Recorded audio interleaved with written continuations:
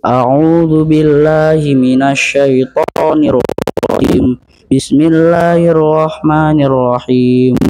والمحصنات من النساء إلا ما ملكت أيمانكم كتاب الله عليكم وأحل لكم ما وراء ذلكم أن تبتغوا بأموالكم محسنين غير مسافحين وما استمتعتم به منهن فآتوهن أجورهن فريضة ولا جناح عليكم فيما تراضيتم به من بعد الفريضة إن الله كان عليما حكيما.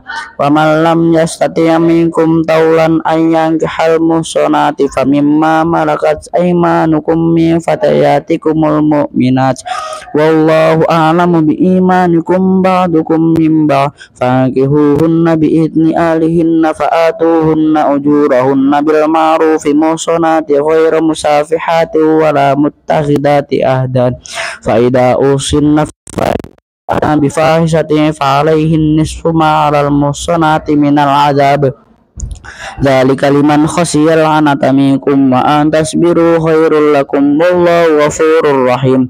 يريد الله ليبين لكم ويهديكم سنن الذين من قبلكم ويتوب عليكم والله عليم حكيم.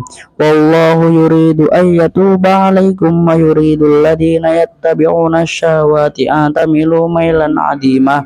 يريد الله أن يخفف عنكم وخلق الإنسان ضعيفا. يا أيها الذين آمنوا لا تأكلوا أموالكم بينكم بالباطل إلا أن تكون تجارة عن تراض منكم ولا تقتلوا أنفسكم إن الله كان بكم رحيما. ومن يفعل ذلك عدوانا وظلما وسوف نصليه نارا